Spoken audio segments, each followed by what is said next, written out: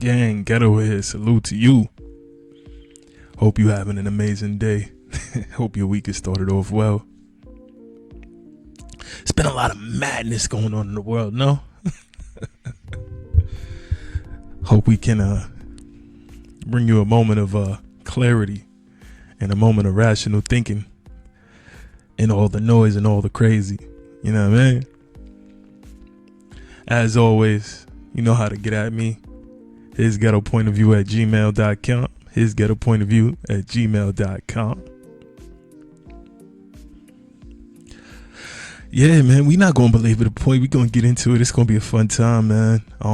The elections have just recently passed us, and while this was something I wanted to get into before it, I'm still just as happy to get into it now because it's just as important and just as prevalent with everything going on in the Middle East, Northern Africa area between these allegedly conflicting powers. We will see. Have we been fooled, man? Are we being lied to? Was there actually any choices at the top? Or are the choices the fringe candidates, actually? But will those candidates ever even win? Is it all just a game? Are we the people that foolishly keep playing the game over and over and over? We're going to get into all that, man. This is going to be a fun time. I'm calling this the United States of AiPAC. I'm thinking of calling it the United States of JAiPAC, though. You know what I'm saying? Just to really rub some people the wrong way. But we'll see. We'll see. I might call it the United States of JAiPAC. Just to bother people. All right, we'll do the United States of JAiPAC. You know what I'm saying? Just to bother some people. Just to bother some people. The United States of JAiPAC. I like it. I like it. All right, then. We're going to handle some business. Then we're going to get into some things. Let's get to it.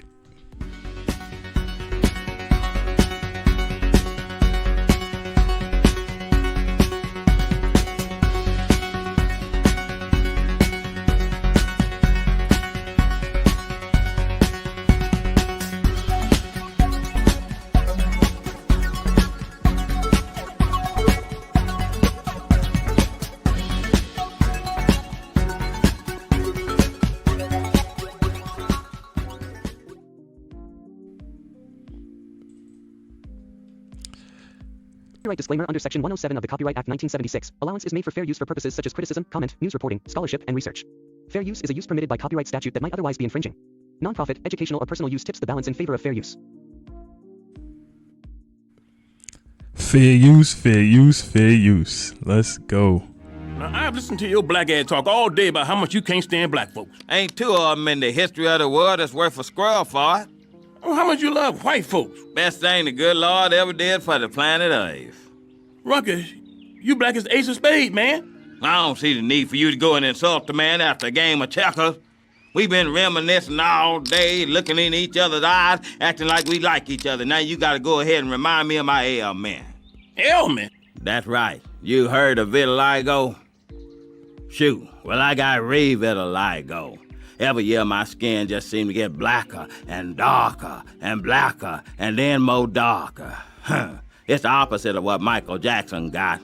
Lucky bastard. Ruckus, how could you possibly love white people so much? It's easy. Have you ever looked at them? White man just a joy to be around. They smell like lemon juice and pledge furniture cleaner. And look at them, they gave us discipline, jobs, put structure in our lives, took us out the jungle. And what we do to show our appreciation? We march up and down the street. We vote. Carry on. Ingrates. Well, how about this? Game.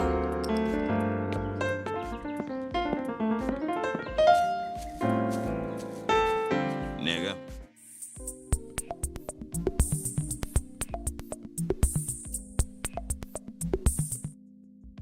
Fair use, fair use, fair use, fair mother flipping use. All right. So without further ado, gang, we gonna get into a little bit of what is AiPAC for my people that don't know. AiPAC? What? No, not AIPAC, nigga. AIPAC. For those that may not be aware, AIPAC is arguably the most influential foreign lobby in the United States. And when I say it's the most influential foreign lobby, some people have gone as far as to say that they have successfully achieved making a foreign country's business seem like it is a issue for our country to prioritize, just as if it were a internal country issue. What does that even mean, Ghetto? What are you saying? Think about it like this, right? I'm gonna use a sports analogy to really bring this home. Let's say you the Knicks, right? You the GM for the Knicks. You run the Knicks, right? And instead of focusing on making sure that Madison Square Garden is getting upgrades and y'all upgrading the lockers and y'all, bringing in better concessions for the fans and doing all these things to help bolster the team so you can bring in better stars to play for New York, you are completely focused on how to get better players to go play for the Los Angeles Lakers. And you spend all your time, or a large amount of your time, let's not say all, because that's, extremes in all of anything, yada yada. You spend a very large amount of your time focused on making sure the Lakers get the best trades. The Lakers pick up the best draft picks. You're on the phone calling and trying to make sure everything is smooth between other teams and the Lakers, and that they can maneuver themselves to be at the top of the NBA. That is what some people think of when they look at the relationship that America and the American political environment, everybody that does politics for America, with the exception of a very, very, very small group of people, they all focus primarily on making sure Israel's issues are more pressing than issues here at home. Hey, Ghetto, what are you talking about? That sounds crazy. Nobody's doing that. We'll see, guys. We'll see. So let's read this real quick. AIPAC, and this is just right off the Wikipedia page. I'm not getting fancy or nothing yet. The American Israel Public Affairs Committee. The American Israel Public Affairs Committee, AIPAC. Red, white, and blue with the star of allegedly. The star of allegedly. We'll leave it at that. The headquarters in the Mount Vernon Triangle of Washington, D.C. Ever notice how many places all around this country have names of places that are in New York? Remind you that New York was the head of the country. Still is in a lot of respects. Founded on January 3rd, 1963. 501c4 organization. Tax exempt. Must be nice. Must be nice.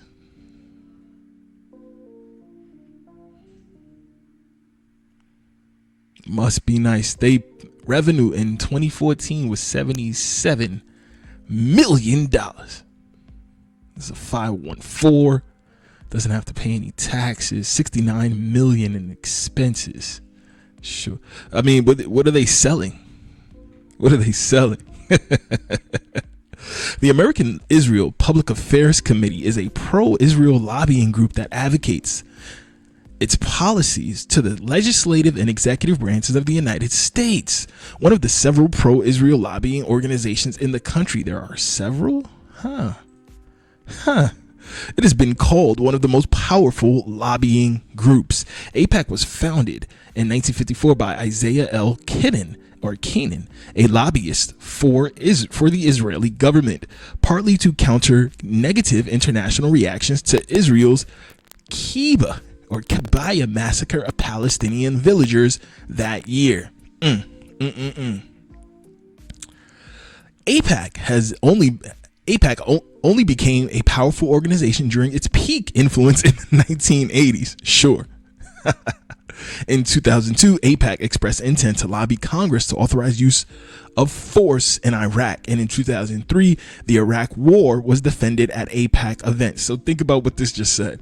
In 2002, AiPAC expressed intent to lobby Congress to authorize use of force in Iraq. And in 2003, the Iraq War was defended at AiPAC events. It's like saying, yeah, we lobbied for the war, we got the war, and then the next year we were defending our war that we had. In 2005, a Pentagon analyst pleaded guilty to espionage charges of passing U.S. government secrets to senior AiPAC officials, and in what became known as the AiPAC espionage scandal. Let me read that again. In 2005, a Pentagon analyst, somebody who analyzes data and information for our military stronghold. The Pentagon is where we, America, strategize military fighting dominance over the rest of the world. And someone had to plead guilty to espionage charges of passing U.S. government secrets to senior AiPAC officials. That's the same thing as passing military secrets, government secrets to Israel. And what became known as the AiPAC espionage scandal. My God.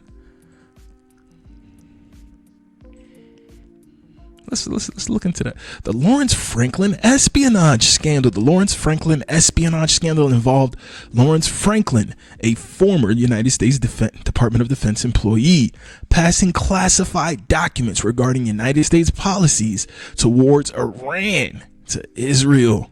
Franklin pleaded guilty to several espionage-related charges and was sentenced in January of 2006 to nearly 13 years of prison, which was later reduced to 10 months house arrest.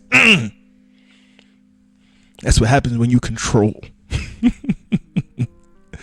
the judicial system. But let's keep going. Franklin passed information to American Israel Public Affairs Committee Policy Director Stephen Rosen and AiPAC senior Iran analyst Keith Wiseman, who were fired by AiPAC and then given jobs somewhere in the Israeli government.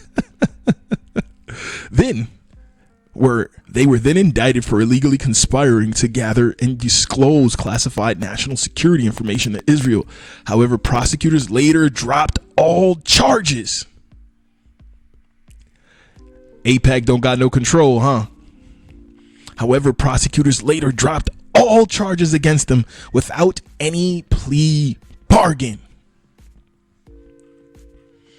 On June 11th, prosecutors asked Judge T. Ellis III to reduce Franklin's sentence to 8 years for his cooperation. Judge Ellis said the dropping of the case against Rosen and Weissman was a significant factor in the sentencing of Franklin and sentenced him to 10 months house arrest. My man went from supposed to get 13 years for going against his own government and espionage crimes to Israel. Espionage crimes to AiPAC. He went from 13 years to 10 months house arrest. Damn, bruh. Along with 100 hours of community service, Ellis and Franklin's community service should consist of speaking to young people about the importance of public officials obeying the law. My God.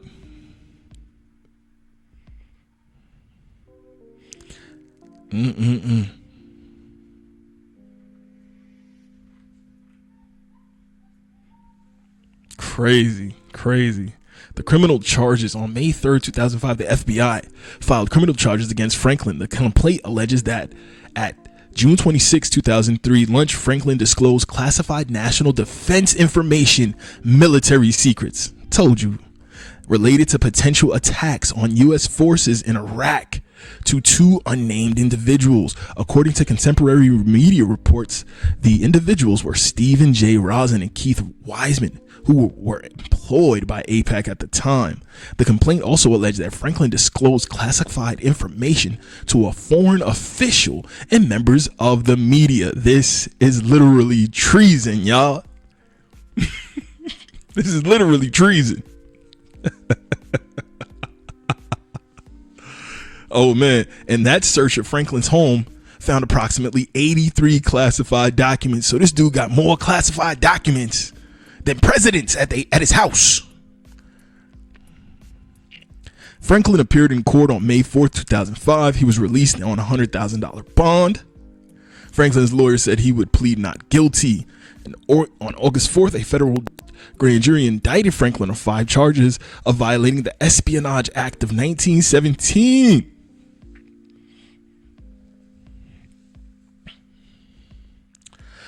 He was charged with 1 count of conspiracy to communicate national defense information to people not entitled to receive it. 3 counts of communicating national defense information to people not entitled to receive it. 1 count of conspiring to communicate national defense information to an agent of a foreign government. After being confronted by the FBI in the spring of 2004, Franklin agreed to cooperate and pass on fabricated information to selected informants. I'm going to say that the word is supposed to be informants. He contacted several individuals, including Wiseman, with whom he had not seen in over a year. They had to throw that in there to try to absolve Wiseman. In July 2004, the patisserie, I'm going to say that's patisserie because it looked like rotisserie, the patisserie of the Pentagon City's mall, Nordstrom's. In the patisserie of the Pentagon City's malls, Nordstrom's, Franklin repeated the fabricated information orally to Wiseman because one item concerned imminent assassination plots against the Kurds, Iraqis, and Israelis. Wiseman felt obligated to pass that information on to the government, whose citizens he told Wiseman were targeted. According to the Washington Post, a lawyer familiar with the JAiPAC case said administration officials wanted this case as a precedent so they can have it in their arsenal, and added this as a weapon that can be turned against the media. This as a weapon that can be turned against the media. Let me read that again. According to the Washington Post, a lawyer familiar with the JAiPAC case said administration officials want this case as a precedent, or wanted this case as a precedent so they can have it in their arsenal, and added this was a weapon that can be turned against the media. I'll say that. Franklin's account of events. Franklin wrote that his objective was to halt the rush to war in Iraq. However, the meeting with the JAiPAC officials in which the pertinent oral information was transmitted, which brought Franklin to the FBI's attention, occurred over 3 months after the 2003 invasion of Iraq. Franklin confirmed that he never passed any documents, only oral information. Bro, you could still give out all the tea without giving them paperwork, bro. You work in the Pentagon, so they're going to take your word as bond. Until 2021, JAiPAC did not raise funds for political candidates itself. Its members raised money for candidates through political action committees, or PACs, unaffiliated with JAiPAC and by other means. In late 2021, JAiPAC formed its own political action committee. It also announced plans for a super PAC, which can spend on behalf of candidates. They said, we're going to put money behind the candidates we want. But of course, this is all legal, right?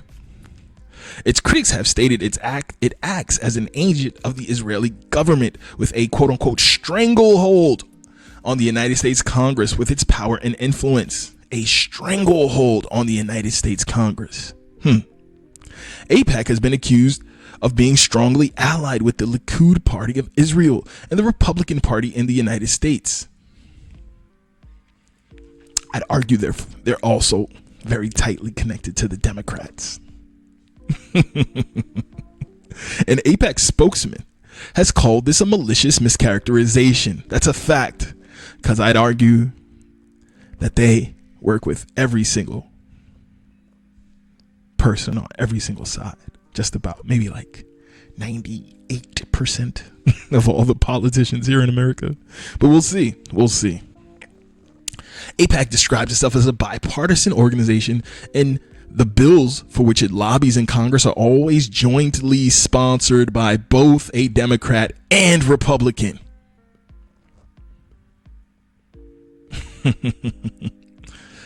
AiPAC states it has over 3 million members, 17 regional offices, and a vast pool of donors. They got money on top of money, on top of money, on top of money, on top of money. AiPAC supporters claim its bipartisan nature can be seen at its yearly policy conference, which in 2016 included both major parties' nominees, Democrat Hillary Clinton and Republican Donald Trump.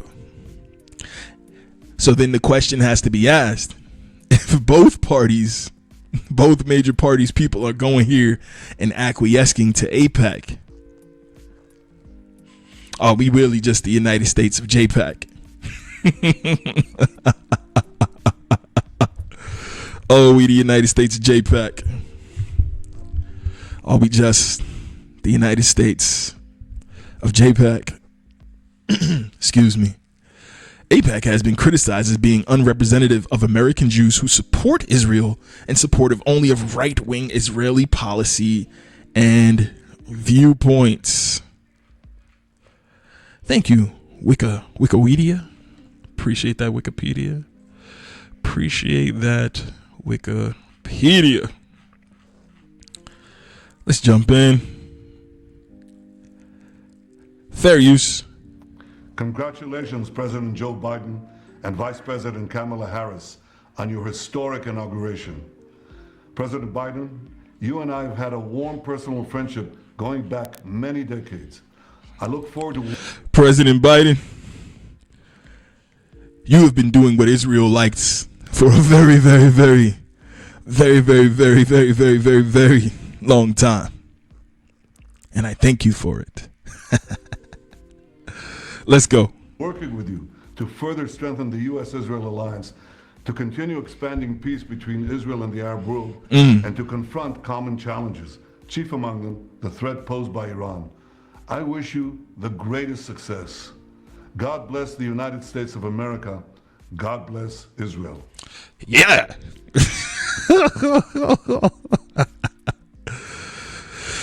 Fair use. AiPAC comes in. AiPAC has worked with Congress for decades to counter economic warfare against Israel. In the 1970s, we helped Congress combat the Arab League boycott by preventing American companies from complying. That boycott ultimately failed. In the 2000s, we urged Congress to make ending boycotts against Israel a condition of free trade with the United States. The Arab states of Oman and Bahrain agreed, and America now monitors their compliance. And today, we are succeeding again. As trade talks take place between the United States and the European Union, strong bipartisan majorities in Congress have set a clear standard. EU nations boycotting Israel risk forfeiting the benefits of free trade with America. This wouldn't happen without you, your support for AiPAC, and your commitment to advancing the U.S.-Israel alliance. That's right. That's right. Expand that alliance.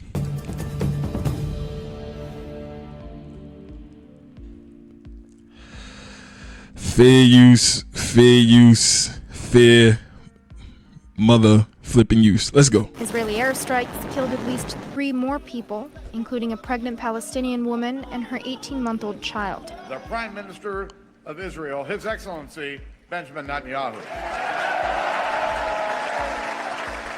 A group of 58 U.S. senators, Republicans and Democrats, are working to implement a law that would make it a felony for Americans to invoke their First Amendment right against Israel. I want to thank you, Democrats and Republicans, for your common support for Israel, year after year, decade after decade. The Israel Anti-Boycott Act would make it a felony for U.S. citizens to support boycotts of Israel and Israeli settlements. For your common support for Israel, year after year, decade after decade.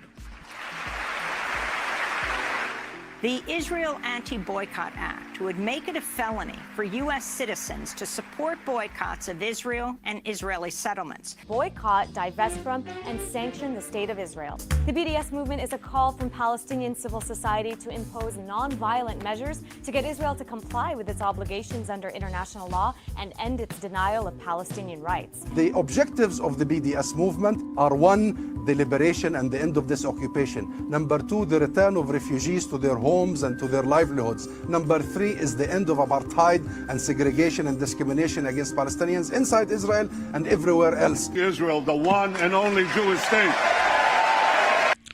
Israel, the one and only Jewish state. Oh, you like to play with words, that man. Let's go, BB. This legislation is part of a broad Zionist campaign to undermine growing support for BDS, often conflating the BDS movement with anti-Semitism. It targets those who are critical of the Jewish state's policies and who support boycott and divestment campaigns. Punishable by at least a $250,000 fine with a maximum penalty of a fine of $1 million. I'm proud to say in my last year as governor, it was my great privilege to sign one of the strongest anti-BDS laws in America. As of the end of 2018, 26 states have enacted laws punishing businesses that choose to boycott Israel. In 2017, one city in Texas even required businesses to certify that they would not boycott Israel before receiving hurricane aid. Most recently, a speech pathologist who has worked in the Austin School District for 9 years was fired because she refused to sign a document pledging that she would not participate in a boycott of Israel. Now, some people would be like, well, why the hell would I want to boycott Israel, Ghetto? You sound crazy. They the chosen people. They're the chosen people, and they deserve to defend themselves. Did you not see what happened during the? Are you not aware of the Holocaust, Ghetto? Are you not aware of the Holocaust, Ghetto? Are you committing blood libel, Ghetto? Ghetto, don't you dare commit blood libel, Ghetto. Do you not understand? They've had enemies who have chased them since the beginning of time for their beliefs, Ghetto. Don't you dare do it, Ghetto. Watch yourself. Watch your tone. Watch yourself, Ghetto. Easy now. Easy now. Nah, what I am saying though is I'm gonna let these videos do the talking. Fair use. Let's go. Our administration will never tolerate the suppression, persecution, or... For those that aren't aware, this is Mike Pence. Mike Pence was the VP on Trump's ticket during his first time in office. During his first, well, not just on his ticket, he was the vice president. He was Vice President Michael Pence during Trump's first 4 years in office. Let's see what he has to say. As you can see, it says AiPAC in the background. He's speaking at the AiPAC annual conference. Let's see what he has to say. Silencing of the Jewish people. Never tolerate the suppression, persecution, or silencing of the Jewish people. Fair use. We've stood up to anti-Semitism on the world stage, and we've stood up to it here at home as well. Last December, President Trump signed the strongest executive order ever written to fight anti-Semitism when he banned taxpayer dollars from any institution of higher education that traffics in anti-Semitic hate. Our message to America's colleges and universities is clear. If you want billions of dollars in taxpayer support, reject anti-Semitism and reject it now.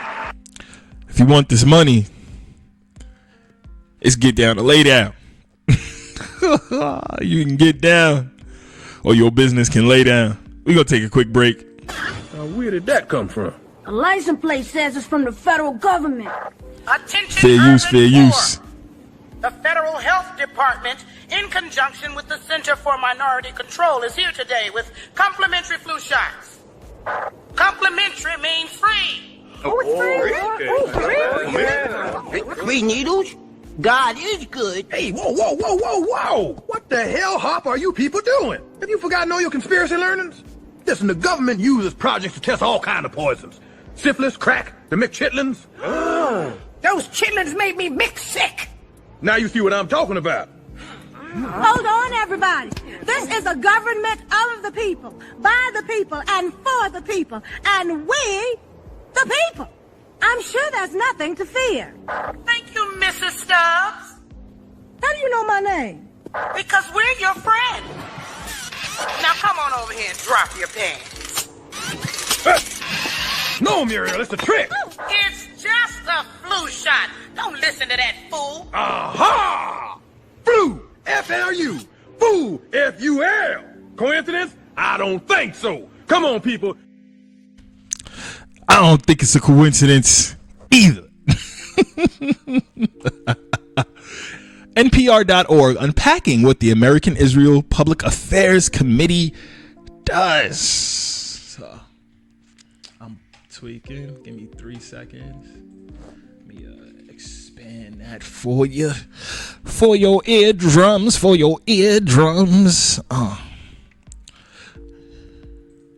Great. Beautiful. Okay. When Rep. Ilhan Omar, Democratic from Minnesota, criticized the American Israel Public Affairs Committee, also known as AIPAC, or as we call it over here, JAiPAC, with anti-Semitic stereotypes. Were they anti-Semitic, though? She may also have inflated AIPAC's clout. When the Democratic Congresswoman Ilhan Omar tweeted a few days ago about the American Israel Public Affairs Committee, or JAiPAC, she repeated what are viewed as anti-Semitic characterizations of the powerful lobbying group, that the group's money drives U.S. policy toward Israel. But as NPR's Peter Overby reports, as with all money in politics, it's a complicated picture. Sure it is. Peter Overby byline. Omar tweeted that it's, quote, all about the Benjamins, and by that she meant AIPAC. The PAC in AIPAC, though, doesn't stand for Political Action Committee. It's Public Affairs Committee. True, but they do have political action committees under AIPAC, as we just read. But we'll keep going. Josh Block is the head of the Israel Project and is a former AIPAC staffer. Josh Block. It's a lobby that represents Americans who support the U.S.-Israel alliance. Our friends and brothers and sisters in Israel. Fizreal. Israelish. I like that. Israelish. Israelish. I'll get in trouble for this one. Whew. Support the movement, guy. It's an organization. It itself, as an organization, does not make endorsements. It doesn't contribute to campaigns. It doesn't contribute to candidates. None of these things. In fact, it doesn't even have a PAC. That's true. They slide the money other places and pretend it doesn't come from AIPAC. AIPAC has more than 100,000 members and is the biggest lobbying in the biggest lobbying budget among pro-Israel groups, $3.5 million last year. Among its activities, it regularly flies lawmakers to Israel. Members of AIPAC definitely make political contributions, Block said, but AIPAC, wants to focus on something more than that. That's the thing about what it is that makes AIPAC so special, which is the relationships that exist, real ones between actual constituents, Jews and non-Jews, and members of Congress.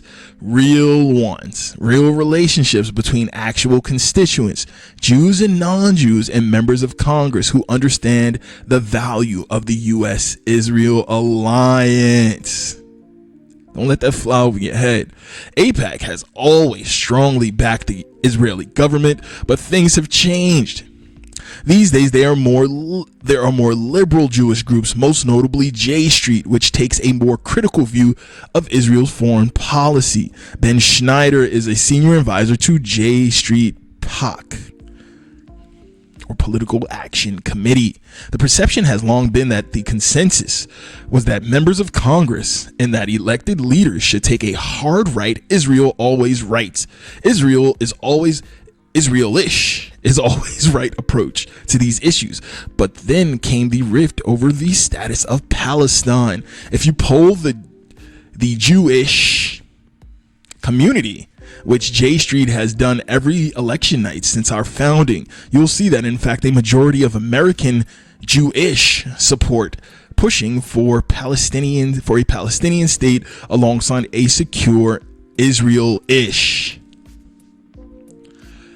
Ghetto, what's with all the issues? Because if you're Jewish, you have to be Israel-ish. You can't be Jewish and Israel. Israel is a people, not a physical landmass. Though I know we have a physical landmass that people call Israel now. So I just wanted to put that out there. And yet another change, the role of political money, AIPAC-ish. Now let me stop. JAiPAC has a small constellation of political action committees around it, but data from the Center for Responsive Politics showed that the pro-Israelish groups have relatively small budgets in this era of super PACs and dark money. Yeah, because all their money is going to super PACs and dark money, allegedly. Let's see how alleged it is by the end of this series, though. So while billionaire Sheldon Adelson, a strong backer of the Israelish government, spent more than $100 million of his own money in the midterm elections, just two pro-Israelish groups listed by the center broke the $1 million mark. Peter Overby, NPR News, Washington. He thought that was a cute way of trying to make it seem like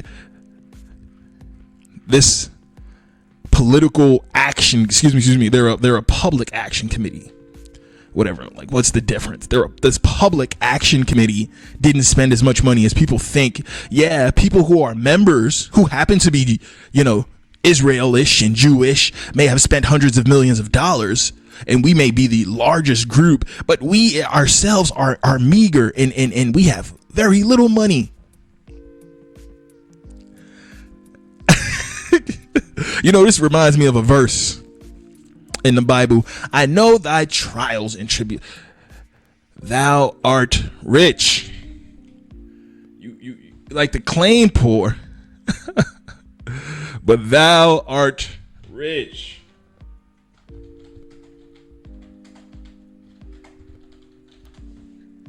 Like to claim poor.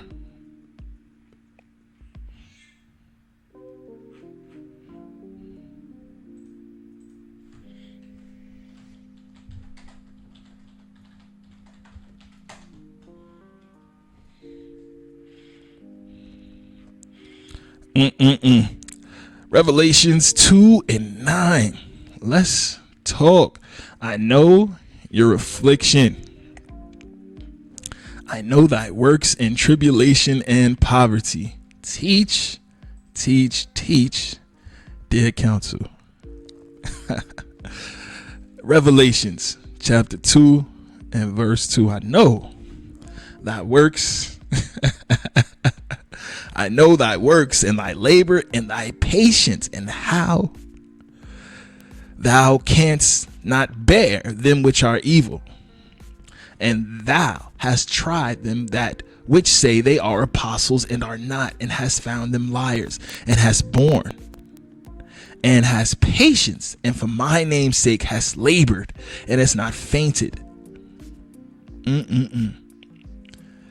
Is this the right version? Let me see.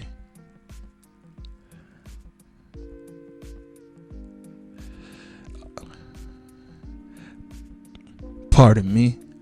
I said verse 2. I meant verse 9. A message to the church in Smyrna. I know thy works and tribulation and poverty, but thou art rich. I know y'all like to say we ain't got no money over here at AIPAC. What you mean? What you mean? We only had a small budget. I know that works. I know what you doing. Revelations 2:9. I know that works in tribulation. You're out there trying to hustle and convince people and coerce people into thinking that you only have these small budgets. Yeah, a few of us may have a few much more money, and they chose with their own minds to freely spend their money to support the candidates that they believe in. But we oh, I know the game you're playing, JAiPAC. I know thy works and tribulation and poverty,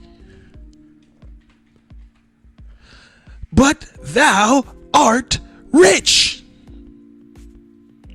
And I know the blasphemy of them which say they are Jewish and are not, but are of the synagogue of Satan. Fear none of those things which thou shalt suffer.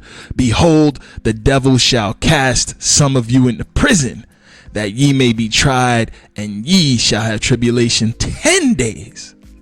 Be thou faithful unto death, and I will give thee a crown of life. I know thou works in tribulation and poverty, but thou art rich. And I know the blasphemy of them which say they are Jewish, but are of the synagogue of Satan. They say they are Jews and are not, but are of the synagogue of Satan.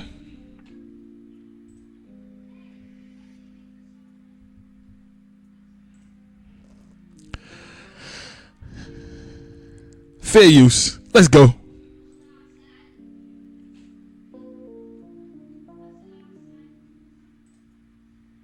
Will never tolerate the suppression, persecution, or silencing of the Jewish people. We've stood up to anti-Semitism on the world stage, and we've stood up to it here at home as well. Last December, President Trump signed the strongest executive order ever written to fight anti-Semitism when he banned taxpayer dollars from any institution of higher education that traffics in anti-Semitic hate. Our message to America's colleges and universities is clear. If you want billions of dollars in taxpayer support, reject anti-Semitism and reject it now. Fair use, fair use, fair use. Word. Our administration. Reject it and reject it. You see, Ghetto? You see, Ghetto? It's them Republicans. They supporting that war. They are supporting that war over there, Ghetto. That ain't got nothing to do with the Democrats, Ghetto. Kamala would never, Ghetto. Oh, really?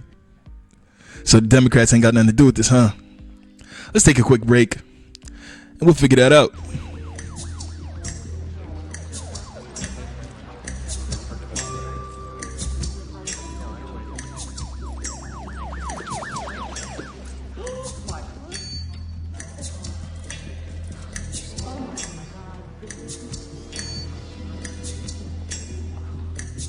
So let me be very clear. The United States is determined. I have come here to chew bubblegum and kick ass. And I'm all out of bubblegum.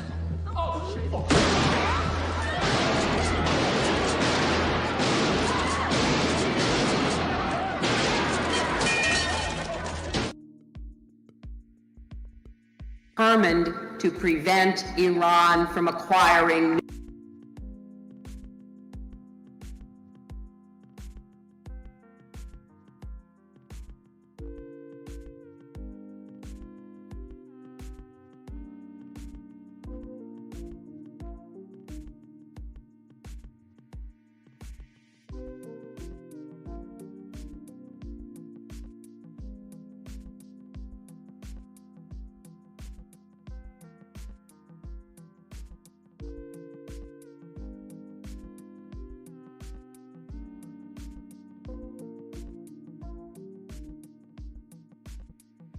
So let me be very clear. The United States is determined to prevent Iran from acquiring nuclear weapons.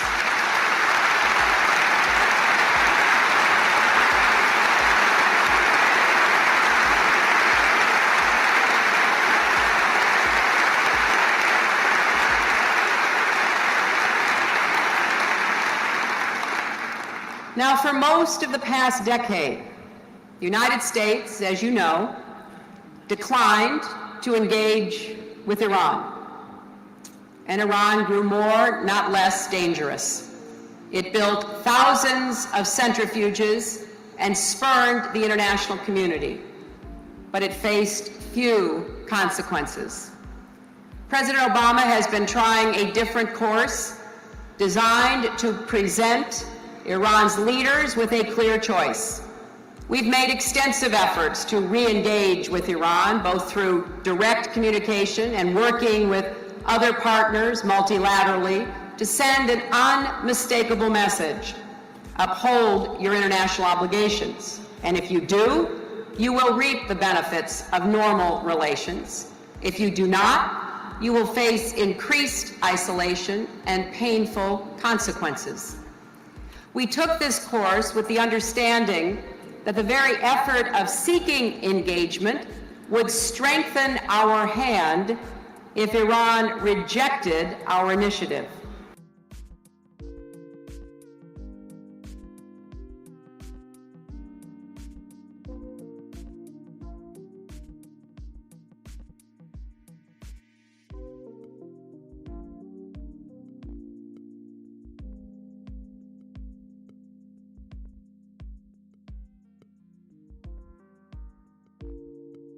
Tried to give them the velvet glove, but they want. We was gonna be merciless anyway. Let's go. And over the last year, Iran's leaders have been stripped of their usual excuses. The world has seen that it is Iran, not the United States, responsible for the impasse. Okay. With its secret nuclear facilities, Go ahead. increasing violations of its obligations under the non-proliferation regime, My God. and an unjustified expansion of its enrichment activities, Damn. more and more nations are finally expressing deep concerns about Iran's intentions. Damn. And there is a growing international consensus on taking steps to pressure Iran's leaders to change course. Europe is in agreement. Russia, where I just returned from, has moved definitely in this direction. Move definitely And in that although direction. There is still Damn. work to be done. China has said it supports the dual-track approach of applying pressure if engagement does not produce results. This stronger consensus has also led to increased cooperation on Applying pressure, like having the 16th BRICS summit because they tired of y'all with these tariffs. Let's keep going. stopping arms shipments and financial transactions that aid terrorists, threaten Israel, and destabilize the region. We are now working with our partners in the United Nations on new Security Council sanctions that will show Iran's leaders that there are real consequences for their intransigence, that their choice is to live up to their international obligations. Our aim is not incremental sanctions, but sanctions that will bite. It is taking time to produce these sanctions, and we believe that time is a worthwhile investment for winning the broadest possible support for our efforts. But we will not compromise our commitment to preventing Iran from acquiring these nuclear weapons.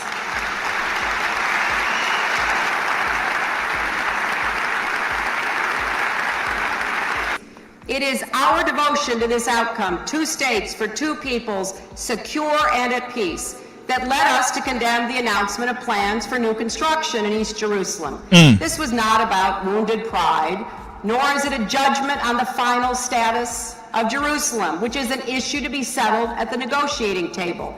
This is about getting to the table, creating and protecting an atmosphere of trust around it, and staying there until the job is finally done. Fair use.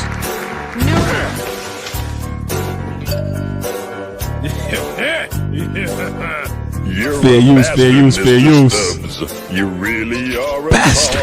You stole your friend's possessions to buy a CD-ROM, Mr. Stubbs. No. Your current address is at www.badodor.com. But Santa, why are you taking our fish tank? Why? Why you do me like this, Santa? Now that old dirty bastard was as smart as they get. Thought up a lie, and quickly, you bet. Phantom Menace is the best Star Wars yet. Don't understand is that if it's so offensive to them, then why Fair do they use, say it fair over use, and fair over use. again? So Riley said the N-word before you did that morning. He says it every morning. He calls me nigga. He calls the other kids nigga. He calls himself nigga all the time. Nigga this, nigga that. Nigga please. Bitch nigga. Nigga, have you lost your mind? Nigga, check that hoe. Nigga, you bullshitting. Break yourself, nigga. He says it so much I don't even notice it anymore. Last week in lunch, Riley says to a classmate, "Can a nigga borrow a French fry?" And my first thought wasn't, oh my God, he said the word, the N-word. It was, now how is a nigga gonna borrow a fry? Nigga, is you gonna give it back? I'm confused. Yeah, nice pics. Sweet buttons. Jimmy, I thought we were meeting at the donut shop. Fair use. In 2 days, Nancy. Don't I do can't it like even that, waste Jim. my time. I guess I didn't realize I was a waste of time. Oh, Jesus, you're gonna start running your mouth up again? Push it! Push it! Jimmy, everyone's worried about you. You seem different. When I talk, I had my second book. Fair use, fair use, fair use. Pay attention. When I Support the movement, $, his ghetto point I of had view. my second book. I had a record with my second book. I think my first book sold something around the world, close to 8 million copies. My second book was not reviewed in any newspaper in North America. Now that's a record. None. No, I'm sorry. I think the guy in the Phoenix Gazette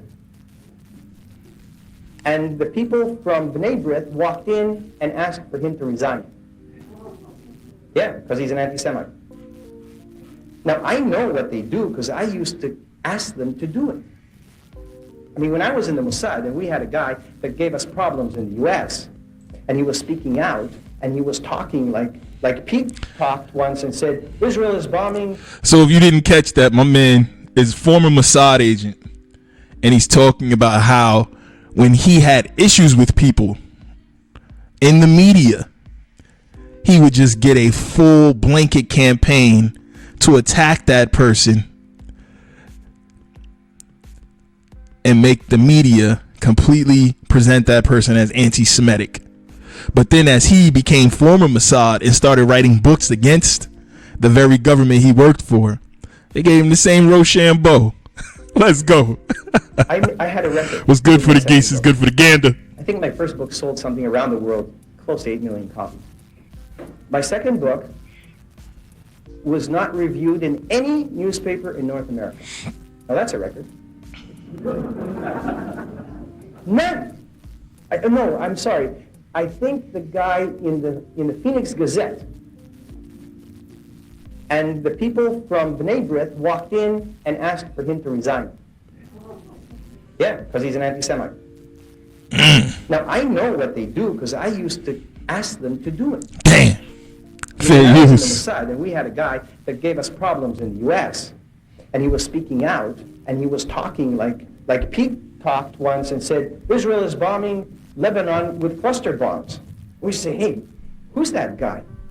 You know, Pete McCackey, we used to call him. Yeah, which is Pete the cockroach. Because he makes a lot of noise and you can't get rid of him.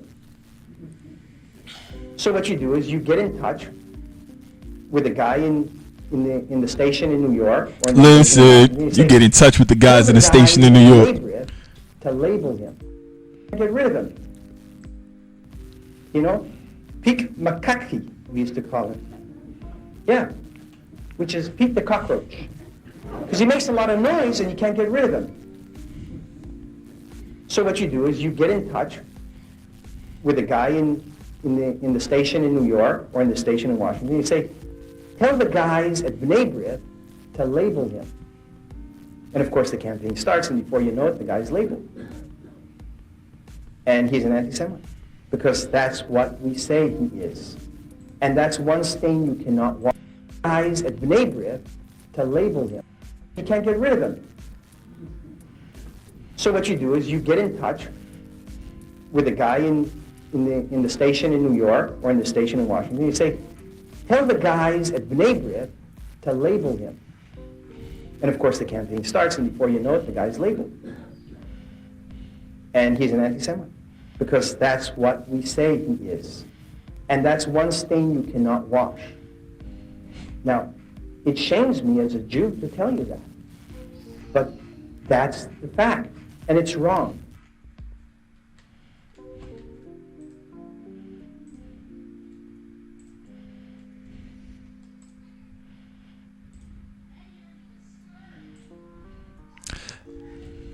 Shout to ifamericans.org. Shout to ifamericans.org.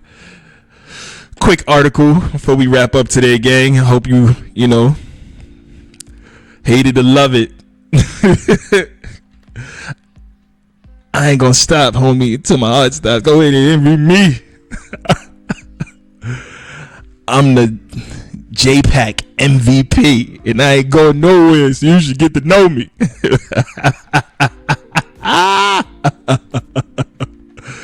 Oh, this is why people don't see, Ghetto. This is why people don't like you now, Ghetto. You just be being arrogant with it, Ghetto. Like, I get it, Ghetto. You bringing out the information, but damn, Ghetto, you gotta be so cocky. Damn, Ghetto. And what's up with your tone, Ghetto? What is AIPAC? How the group uses funding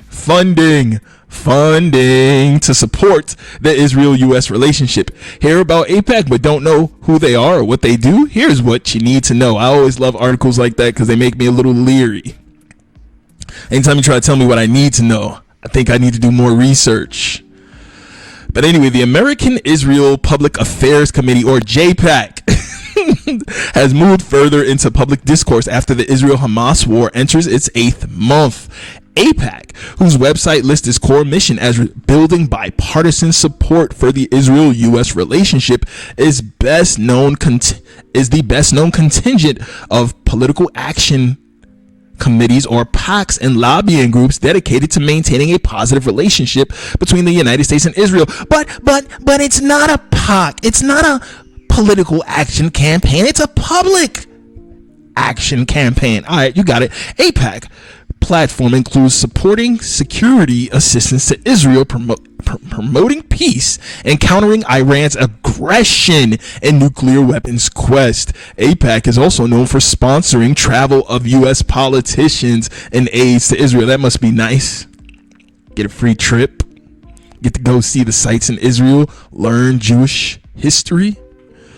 True to its mission, AIPAC has built strong friendships on both sides of the aisle. Even politicians who clash with each other on issues such as the January 6th insurrection or the existence of climate change find common ground in their support for the group. So no matter what else they claim to clash about or what else they tell you they clashing about, they all support AIPAC. The United States of JAiPAC. You understand? Yeah, you do. AIPAC-backed politicians include Speaker of the House Mike Johnson, House Majority Leader Steve Scalise, House Minority Leader Hakeem Jeffries, and House Minority Whip Catherine Clark. According to Open Secrets, AIPAC has spent just under $60 million in lobbying since 1998. While AIPAC does not directly contribute to candidates, its affiliated PACs often splash cash on candidates willing to run against Democrats.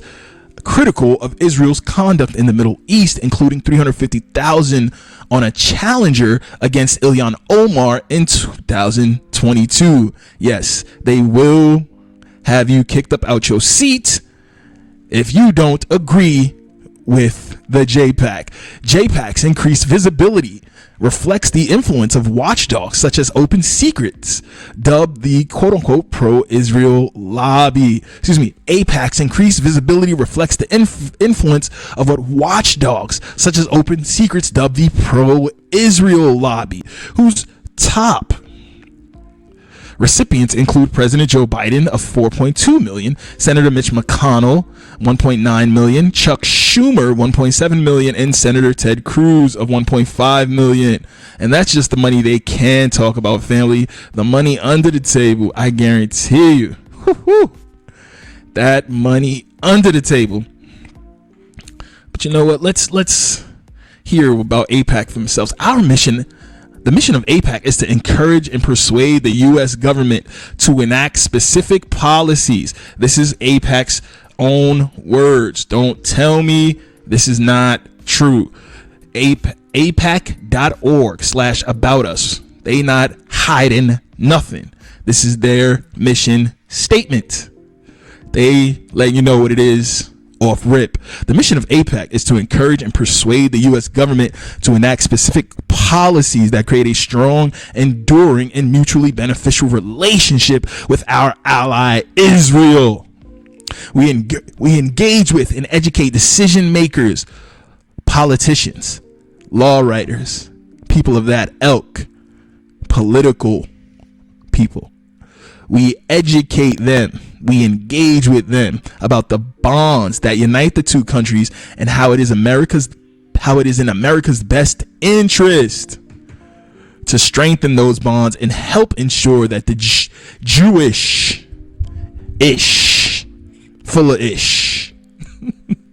state remains safe, strong, and secure. AIPAC brings together pro-Israel Americans, Democrat and Republicans alike, of every race, religion, and background to pursue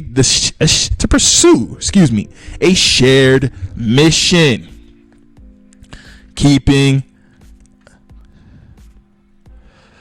Israel safe and America strong. We work to expand the U.S.-Israel alliance by cultivating relationships around shared values and empowering pro-Israel leaders across America, including those from the Jewish, African American, whatever the hell that means, Hispanic, Christian, progressive, veteran, and student communities. AIPAC encourages its members to participate in the political process and support candidates of their choice. AIPAC is not a political action committee, right? It's a public action committee. Don't get it twisted. Don't try to play us. We a public action committee over here at AIPAC. You understand me? Watch it, Ghetto. Watch your mouth, Ghetto. Easy there. It does not rate or endorse candidates. Pro-Israel politics. One of the most effective ways to impact American support for Israel is to ensure those who support the U.S.-Israel relationship in Congress and those running for office have the financial support of the pro-Israel community. We encourage AIPAC members to participate in pro-Israel political efforts and to contribute to candidates of their choice in a pro-Israel context. So if you're a member of AIPAC and you got money, no, don't give us the money. Give the money to that guy. Yeah, he's pro-Israel. AIPAC is not a political action committee. It does not rate, endorse, or contribute to. You keep saying that. Shared values and interest. The U.S. relationship is built on an unshakable commitment to shared values and interest. America and Israel are sister democracies dedicated to the rule of law, human rights, and freedoms of speech and religion. Unless you say something anti-Semitic, then we're going to get you out of here. The United States has long defined Israel's survival and security as important to its own national interest. As part of this strategic partnership, America helps ensure Israel can defend itself by itself against mounting security threats through annual security assistance. Annual. Cutting the check annually. That's how you can afford things like David's sling. That's how you can afford things like the dome and then the sea dome. Arguably the most technologically advanced air, sea, and land missile defense system on the planet. That's how you can afford these things. Annual security assistance and missile defense cooperation. A strong and secure Israel provides America with significant benefits. Israel plays a stabilizing role in a volatile region, and Israel openly shares its experience and expertise to help keep Americans safe and better prepared to address shared challenges. AIPAC's National Board of Directors is responsible for approving AIPAC's policy positions, determining the annual budget, building relationships with members of Congress, and ensuring pro-Israel activism in local communities. Yo, Ghetto, it sounds like you hating. No, I ain't hating. I'm congratulating. You crazy? I'm just putting a spotlight where it deserves to be. You understand? You can't have people that deserve this much praise and honor acting in the background. Absolutely not. We got to shine a light on this amazing public action committee and all the great things they're doing here. Let's keep going. AIPAC's National Council is a leadership body that includes our most active, dedicated, and committed members from across the country. The National Council convenes 3 times a year in Washington, D.C. Once a year, the National Council reviews and approves the annual action principles that guide the organization's policy objectives. Policy agenda. Ooh, we get into the good stuff. AIPAC urges, and again, this is on aipac.org/about us. We hearing from the horses, midi-skittles. They telling us about themselves from between their own gums. They popping their own gums, speaking out their own neck. You understand? All right, then. AIPAC urges all members of Congress to support a strong U.S.-Israel relationship through foreign aid, government partnerships, joint anti-terrorism efforts,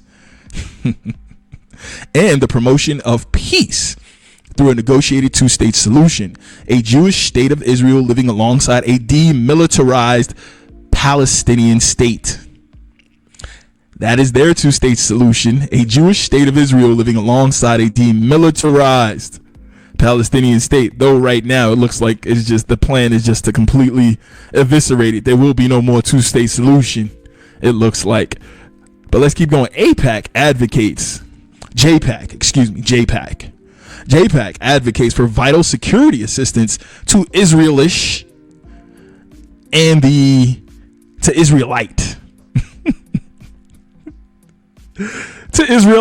and the development of cooperative missile defense programs with the United States, which allow Israel to defend itself by itself. We work to end Israel's isolation in the international forums and promote strategic cooperation between the United States and Israel in key sectors, including technology, energy, cybersecurity, border security, intelligence sharing, and agriculture.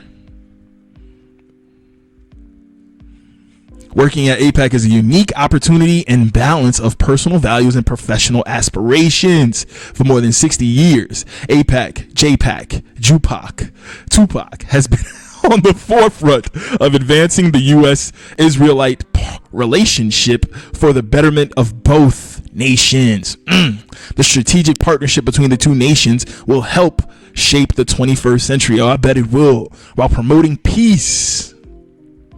Peace, guys. Peace. Freedom and security. Working at JAiPAC is a rewarding and inspiring opportunity, and our team thrives on working together, achieving challenging objectives, and advancing a cause we care deeply about. My God, this is beautiful. This is absolutely beautiful.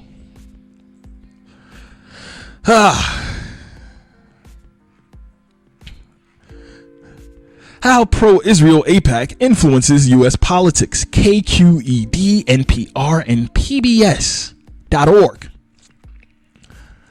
Article from May 15th by Scott Schaefer. The American Israel Public Affairs Committee, or JAiPAC, has long been regarded as one of the most powerful advocacy groups in Washington. Their goal: support candidates who are strongly pro-Israelite and oppose those who they feel are too critical. Oppose those who they feel are too critical. Feelings. Nothing more than feelings. Trying to forget my feelings of love.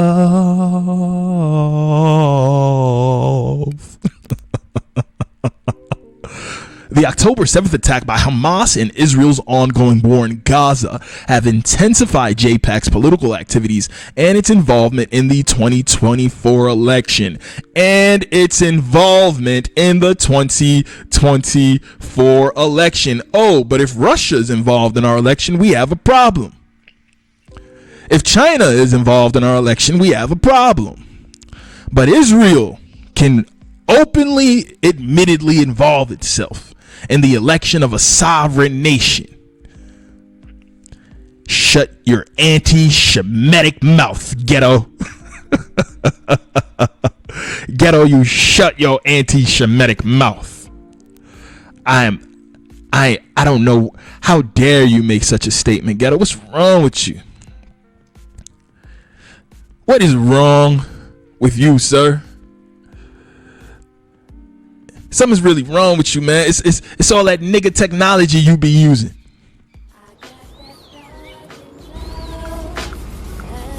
Fair use, fair use, fair use. Get what? That texting shit. And what's wrong with texting? You mean aside from the fact that it's the stupidest fucking thing in the world? I mean, why would anyone in their right mind spend 15 minutes trying to type some shit they could have called and said in 5 seconds? Plus, it involves typing with your thumbs, which I just don't approve of. Shit. I don't know about you, but I don't have time to read fair nothing use, that a fair motherfucker use, type fair with his use. thumbs. Fun fact, nothing typed by someone's thumbs has ever been important. It's all just nigga technology anyway. What you call it? Nigga. You heard technology. that. Technology for nigga. Not When you nigga don't start technology. tipping shit, call me a racist, because I don't mean nigga in a disrespectful way. I mean it as a general term for ignorant motherfucker. Anybody of any race can be an ignorant motherfucker. Shit, I be texting my ass off. Shit, bitches like texting. I be texting them all the time. Matter of fact, I also be texting my weed man too, because you know he don't like to be on the phone, so I text him. Case in point. So basically, nigga technology is anything that doesn't plug into a printer. Does that plug into a printer? No. Know why? Because niggas never have anything to print. Damn, niggas never have nothing to print. Wow.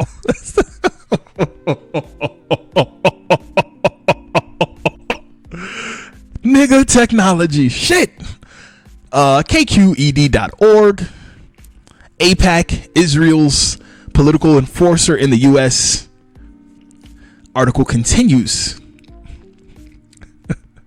The October 7th attack by Hamas and Israel's ongoing war in Gaza have intensified JAiPAC's political activities and its involvement in the 2024 election. Scott and Marissa. Great articles, great articles. Scott Schaefer and Marissa Lagos. Lego!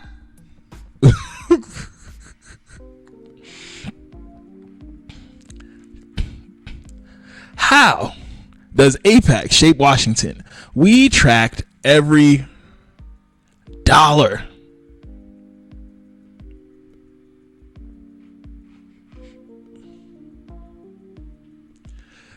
This seems like a good article, so I'm gonna jump in here. His Ghetto points.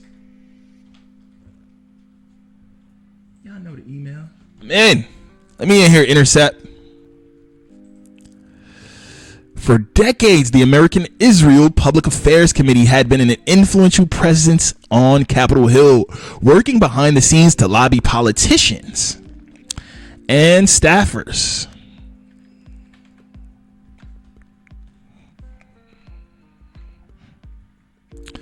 in their support of Israel. But ahead of the 2022 midterm elections, JAiPAC made a decision that would fundamentally alter its purpose and the contours of American politics. After 60 years of issues-based lobbying, JAiPAC for the first time opted to spend directly on campaigns. Flush with millions of dollars from loyal donors, among them Republican billionaires and mega donors to former President Donald Trump, JAiPAC embraced a new strategy. It would use its vast funds to oust progressive members of Congress who have criticized human rights abuses by Israel and the country's receipt of billions of US dollars in military funding. Just 2 years after it started pouring money into campaigns, JAiPAC became one of the largest outside spenders in the congressional elections. JAiPAC became one of the largest outside spenders in congressional elections. A public action committee which sole focus is Israel's alliance with the United States and keeping Israel safe and the U.S. in power. Gotcha. The Intercept has chronicled JAiPAC's power through the coverage of individual races, but never before has JAiPAC's massive outflow of money been analyzed in sum. This project uses records from the Federal Election Commission submitted by the lobbying group's Federal Political Action Committee, AIPAC. So they have a political action committee called AIPAC. Because AIPAC's not a political action committee, but they have one called AIPAC, and it's Super PAC, the United Democracy Project. You see how they be lying? Oh my God. Stop freaking lying. The lie detector determined that was a lie. Damn it. Stop freaking lying. To map out how much money has been spent on behalf of Israel, where those groups are doling out money, and what impact those funds are having on the balance of power in Congress. JAiPAC did not respond to a request for comment. After each of its wins this cycle, JAiPAC posted to X, being pro-Israel is good policy and good politics. While it's true that JAiPAC won the overwhelming majority of races it waded into, JAiPAC won the overwhelming majority of races it waded into. The picture that emerges from JAiPAC's paper trail is more complex because they pushing money off into AIPAC and today's super PACs and into other PACs that are pro-Israel. They're telling their people who are members, don't give us the money, directly give the money to that pro-Israel guy and push his campaign forward. Help him with better production, help her with a better website, help them with better mobile marketing campaigns and social media pushes. Get the voters on their team. The big picture, when it rolled out its new strategy in the 2022 cycle, JAiPAC found immediate success. The lobbying group and another pro-Israel group, the Democratic Majority for Israel, defeated Representatives Andy Levin of Michigan and Marie Newman of Illinois, who were outspoken in their criticism of unconditional U.S. military funding for Israel. The campaign to defeat Levin marked a significant push from AIPAC to repress criticism of Israel, even from Jewish members of Congress. So they said, we don't even care if you are Ashkenazim, bro. You either down with the team or bang, you out of it. AIPAC has spent more than 80% of the 469 seats up for re-election this year. AIPAC has spent money on more than 80% of the 469 seats up for re-election this year. So essentially they spent money on every race. Ahead of the 2024 cycle and amid growing public outrage over Israel's war on Gaza, JAiPAC made a bold pronouncement. Through its United Democracy Project arm and AIPAC PAC, it would spend $100 million on elections. But hold up, didn't they say they only have 3 million? Oh, they have 3 million members. How much? They said they ain't got no money. Didn't they just say they ain't got no money? I gotta pull that article back up again. Did they just say they ain't got no money? Hold on. Hold on. Y'all just said y'all ain't got no money. I know how it works in tribulation and poverty, man.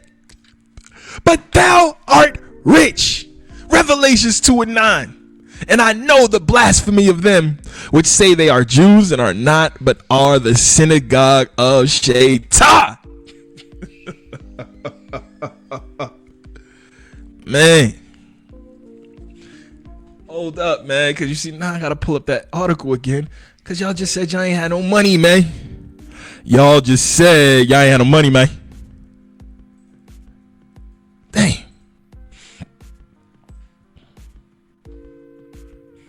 Y'all just said y'all ain't had no money, man. Y'all just said y'all ain't had no money, man. About 1/6 of what outside groups spent on the 2020 presidential election. They were the biggest contributor to outside groups. There are few congressional races that AIPAC sat out this year. Of the 469 seats up for re-election, AIPAC has spent money on more than 80%, 389 races in total. AIPAC has sought influence, over 363 seats in the House and 26 in the Senate. Of the 389 candidates AIPAC funded, 57 did not face a primary. Sheesh. Of the primary elections that did take place, 88 candidates had no opponent. We will moonwalk you into your seat as long as you vote for the team. We will moonwalk you into your seat, boy. Man, damn, you just gotta, don't forget where your bread get buttered. You understand me? Let's go. AIPAC was involved in 300.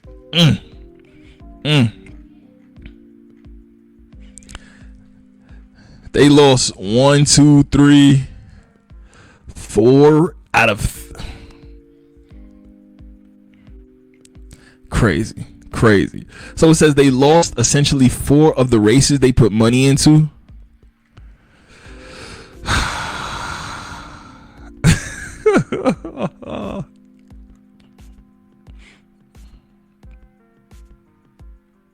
The size of JAiPAC's war chest means it can pick and choose the races in which it is most likely to succeed, boosting the image as a kingmaker and influence among candidates. No, I need this. This is crazy. This is crazy. Guys, y'all not... We gonna take a break. Y'all not entertained, man. This is crazy.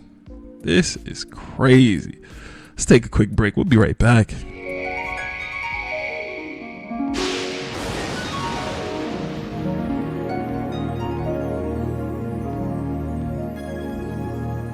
My stars and garters, President Ronald Reagan, my hero. Is this heaven? Oh, not just heaven, Ruckus. White heaven. You see, there are many different types of people, Ruckus. So God created many separate, but, well, for the most part, equal heavens. You don't say.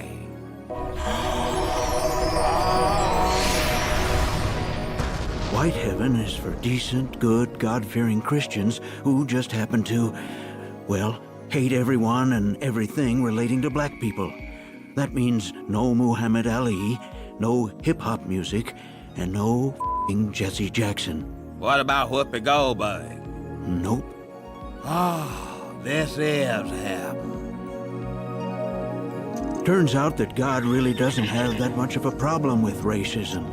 He doesn't even remember slavery, except in February. Personally, I hate black people, Ruckus. That's why I did everything I could to make their lives miserable. Crack? Me. AIDS? Me. Reaganomics? Come on, I'm in the name. And God has rewarded me. Know why? 'Cause 2 niggers and 2 quarters don't add up to $1? Well, that. And because God loves white people. And if you teach everyone on earth to love the white man, you too can join us in white heaven. Fair use, fair use, fair use, fair use. Let's get to it, man.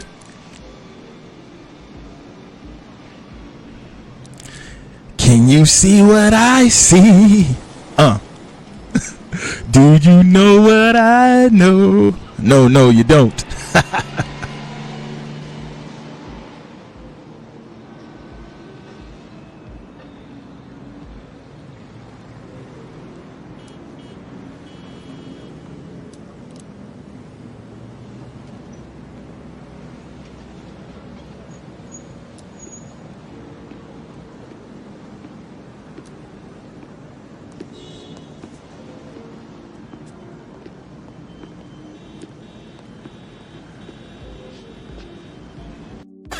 Where did that come from? The license plate says it's from the federal government. Attention urban poor. The Federal Health Department, in conjunction with the Center for Minority Control, is here today with complimentary flu shots. Complimentary means free. Free needles? God is good. Hey, whoa. What the hell hop are you people doing? Have you forgotten all your conspiracy learnings? Listen, the government uses projects to test all kinds of poisons. Syphilis, crack, the McChitlins. Those chitlins made me mix sick. Now you see what I'm talking about. Hold on, everybody. This is a government of the people, by the people, and for the people. And we, the people. I'm sure there's nothing to fear.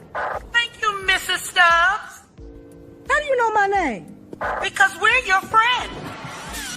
Now come on over here and drop your pants. No, Muriel, it's a trick. It's just a flu shot. Don't listen to that fool. Aha!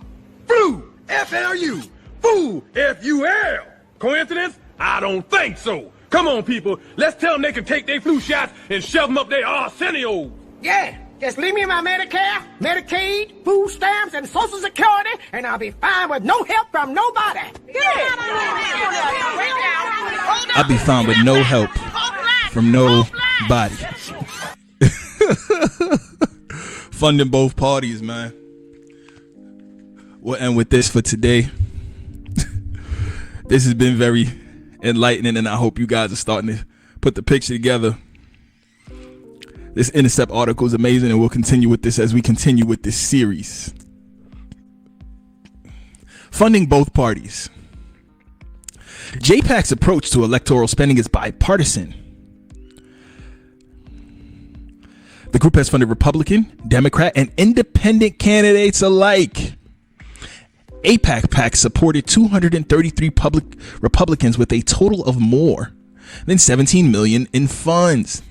152 Democrats who received more than 28 million in sum, and 3 independents, Senators Joe Manchin of West Virginia, Kirsten Sinema of Arizona, and Angus King of Maine, who got just under 300,000 between them. Spending not covered in this analysis includes AIPAC POC contributions that were refunded in 2023 or 2024, or those that went to other POCs in political organizations such as the National Republican Senatorial Committee or the centrist Democratic nonprofit fundraising platform Democracy Engine. So there was even more money spent. It just didn't get covered in this article. Jesus. AIPAC POC also gave more than $3 million to party committees and organizations on both sides of the aisle, including the NRSC, Democratic Senatorial Campaign Committee, Jeffries Majority Fund, and the Democracy Engine.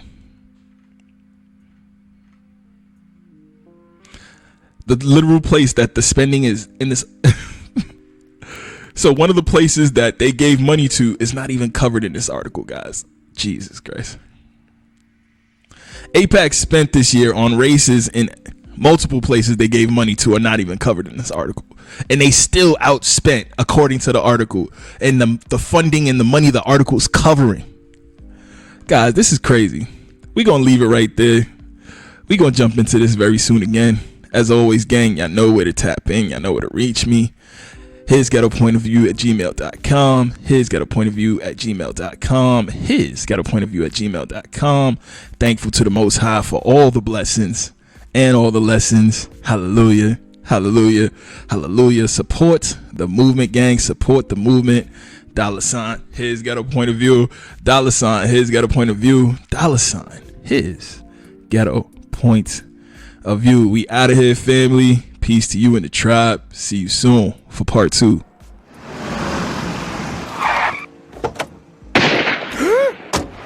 Thank you for coming. I'll see you in hell.